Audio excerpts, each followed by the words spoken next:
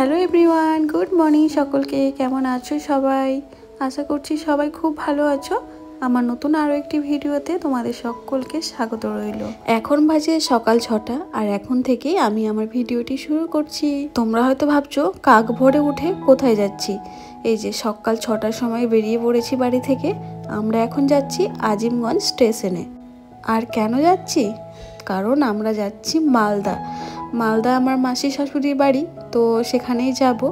আমার মাসির শাশুড়ির ছেলের মেয়ের একটা অন্নপ্রাশন আছে, তো সেই জন্যে আমরা যাচ্ছি। প্রথমে ভাবছিলাম যাব না, কারণ এই দুদিন হলো বিয়ে বাড়ি থেকে এলাম, এখন আর ইচ্ছে করছিল না যেতে। কিন্তু বারবার ওখান থেকে ফোন করছে যাওয়ার জন্য বলছে, তো সেই জন্যেই যাচ্ছি।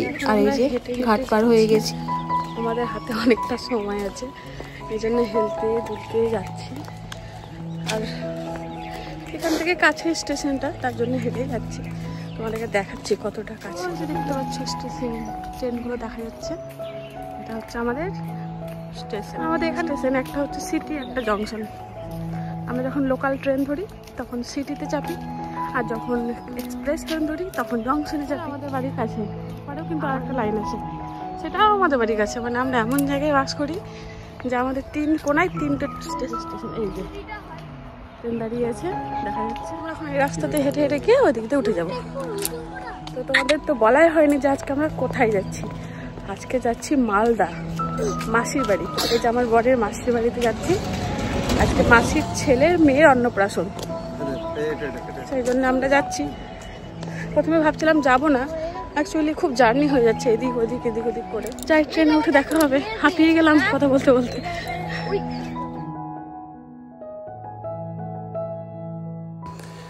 তো স্টেশনে পৌঁছে গেছি, বসে আছি। এখনও আমাদের ট্রেন আসেনি। আর এখান থেকে মানে আজিমগঞ্জ থেকে মালদা যাব, কিন্তু তবুও আমার বর কিন্তু রিজার্ভেশন টিকিট করে রেখেছে। আসলে ট্রেনে যদি বসতে জায়গা না পাই তাহলে ভালো লাগে না, মাথা ব্যথা শুরু হয়ে যায় ওরও আমারও। তো সেই জন্য কাছে গেলেও ও কিন্তু রিজার্ভেশন টিকিট করেই নেই। আর এই যে রেলগেটটা দেখে চিনতে পারছো, আমি যখন বাবার বাড়ি যাই তখন এই রেলগেটে আমি কিন্তু বেশিরভাগ সময় দাঁড়িয়ে থাকি এই ট্রেন যাওয়ার জন্য। তো এই ট্রেনটা হচ্ছে এক্সপ্রেস, বালুরঘাট এক্সপ্রেস। তো আমরা গিয়ে নামবো হচ্ছে ফারাক্কাতে। মালদা টাউনে নামছি না, কারণ মালদা টাউন থেকে মাসিদের বাড়ি একটু পিছিয়ে আসতে হয়, আর ফারাক্কা থেকে আরও যেতে হয়। আর মিডিলে যে স্টেশনগুলো আছে সেখানে কিন্তু দাঁড়ায় না, যেহেতু এক্সপ্রেস ট্রেন। তো এই যে বসে আছি এখন, আর প্রচণ্ড হাওয়া দিচ্ছে ট্রেনের ওপরে, কিন্তু তবুও ভালো লাগছে। সকাল সকাল ঠান্ডা ঠান্ডা হাওয়া। এবার যেতে হবে বাসে, মানে ফারাক্কাতে নেমেছি। কারণ মালদা টাউন থেকে মাসিদের বাড়ি আরও এদিকে ঘুরে আসতে হয়, আর ফারাক্কা থেকে নেমে কিছুটা যেতে হয়। এটা তো এক্সপ্রেস ট্রেন, সব জায়গায় দাঁড়াবে না। গৌড় মালদায় নামলে ঠিকঠাক হয়, কিন্তু এই ট্রেনটা আবার গৌড় মালদায় দাঁড়াবে না। তো দেখো এখন বাসে যাব।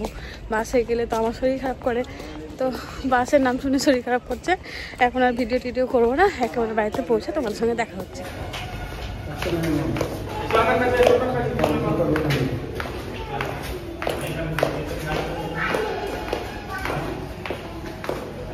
আমাদের মাথার উপর দিয়ে যাচ্ছে ট্রেন, আর আমরা তার নিচের দিক দিয়ে এখন ওই দিকে দিক দিয়ে নামলাম। নেমে এখন এইখান দিয়ে যাবো, বেরোবো। ভালো, এখান দিয়ে হচ্ছে ট্রেন পাতাল রেলে। এরা হাঁটতে পারছে না, পড়ে গেছে। কথায় বলে না, বিপদ কখনো বলে আসে না, ঠিক তেমনই। ট্রেন থেকে নেমে যখন আমরা ওভারব্রিজ পার করে 1 নম্বর প্ল্যাটফর্মে আসছিলাম, তখন আমার ছেলে মানে ওভারব্রিজ থেকে নামার সময় দুটো সিঁড়ির টোপকে লাফ মারতে গিয়েছিল, আর দুটো পায়ে বেরি লেগে হঠাৎ করে পড়ে যায়। তারপরে ওকে তোলানো হলো, একটু জল দিয়ে পাটা ভালো করে মালিশ করে দিলাম। ওর বাবাই করে দিল, কিন্তু ও আর হাঁটতে পারছে না। তারপর আবার কোলে করে কোনো রকমে নিয়ে এসে এই যে বাসে উঠে বসেছি, কিন্তু তখনও জানি না যে ওর পায়ে কী হয়েছে। তারপরে যখন বাস থেকে নেমে আবার টোটো করছি, তখন দেখছি ওর পাটা অনেকটা ফুলে গেছে। অনেকটা মানে ফোলাটা দেখার পর তো আমাদের দুজনেরই প্রচণ্ড ভয় লেগে গেছে যে পাটা আবার চির ধরে নিল নাকি। তারপরে ওখান থেকে ওষুধপাতি নিয়ে এই দেখো কোনো রকমে বাড়িতে এসে পৌঁছালাম। তো বাড়িতে ঢুকতেই দেখছি গেটের সামনে একটা ছোট্ট করে ডেকোরেশন করেছে।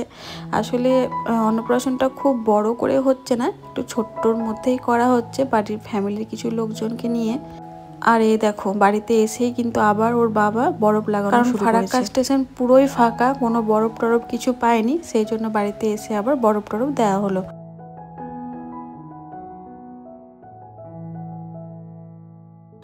তারপর স্নান টান করে সকালের খাবার দাবার খেয়ে এই দেখো শাড়ি পরে একেবারে রেডি হয়ে গেছি।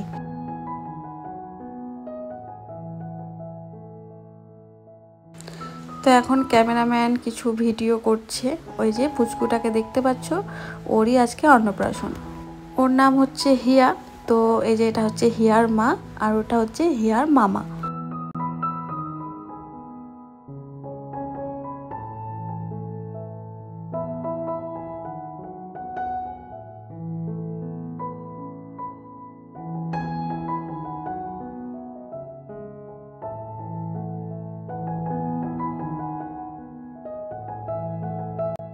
তো এখন হিয়া বুড়ির কটা ফটো তোলা হবে, তো সেই জন্যই ওকে দাঁড় করানো হচ্ছে। আর ও তো দাঁড়াবেই না কিছুতে। আর ওই যে দেখতে পাচ্ছ সুন্দর ওকে বেনারসির মতো শাড়ি পরিয়ে ওড়না টোড়না দিয়ে একেবারে বউ সাজিয়ে বসিয়েছে। তো এই যে ওকে পাউডারের কৌটো এটা ওটা দিয়ে কোনো রকমে একটু চুপ করানো হচ্ছে আর ওর ফটো তোলা হচ্ছে।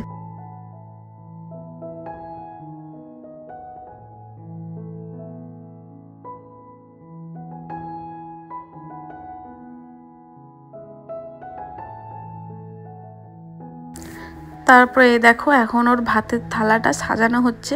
আর বাঙালিদের বুঝতেই পারছো কি কি আইটেম থাকতে পারে।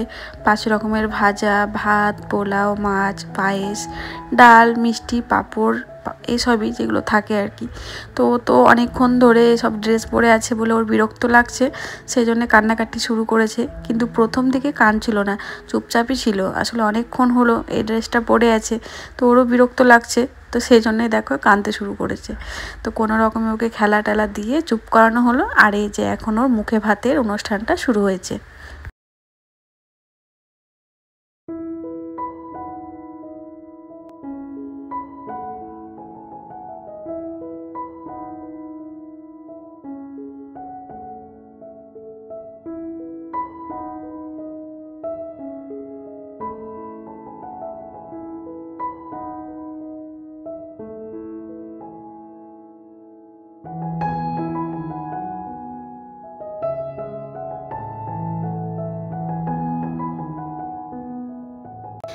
তো এখানে আমরা সবাই দাঁড়িয়ে আছি, দাঁড়িয়ে দাঁড়িয়ে অনুষ্ঠানটা দেখছি। এদিকে আমার ছেলে ঘরের মধ্যে চুপচাপ শুয়ে শুয়ে ফোন দেখছে।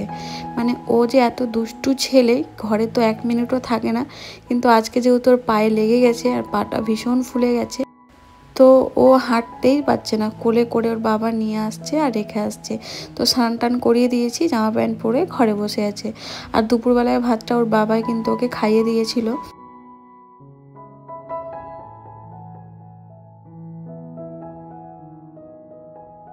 তো মাসিদের বাড়িতেও একটা পেট আছে, মানে ডগি, এই যে ওর নাম রিও। তো রিওকে এখন ছাদে হাঁটাহাঁটি করানো হচ্ছে। ও আজকে সকাল থেকেই বাধা ছিল, লোকজন আছে বলে বাড়িতে। আর রিও কিন্তু খুব ভালো, জানো তো, একেবারে শান্ত। ও যে বাড়িতে আছে কেউ বুঝতেই পারবে না। তো এই যে এখন বসে পড়েছি খেতে, আর এখন বাজে দুপুর 3টে। তো সকলের খাওয়া হয়ে গেছে, আমরা লাস্ট ব্যাচের দিকেই বসেছি। আর এই যে দেখতে পাচ্ছ আমার নতুন দেওর আর নতুন যা, 2 দিন আগে যার বিয়েতে গিয়েছিলাম। তো খেতে তো বসেছি, আর এদিকে লাগছে প্রচণ্ড গরম। আজকে কিন্তু রোদের তাপটাও খুব আছে। তো প্যান্ডেলে তো ফ্যান লাগানো ছিল না, তো আমি দেখো আবার ঘেমেও যাচ্ছিলাম। আর প্যান্ডেলটা খুব ছোট করেই করা হয়েছিল। তোমাদের তো বললাম যে আমাদের বাড়ির কিছু লোকজনকে নিয়ে অনুষ্ঠানটা করা হচ্ছে। তো এদিকে বসেছি আমি আর বড়বাবু, সামনে বসেছে মামি আর অঙ্কিতা। আর এই দেখো আমাদের আরুসোনা খেলে বেড়াচ্ছে। তো যাই হোক, আজকের ভিডিওটা এই পর্যন্তই। দেখা হবে নেক্সট ভিডিওতে। সবাই খুব ভালো থেকো, টাটা।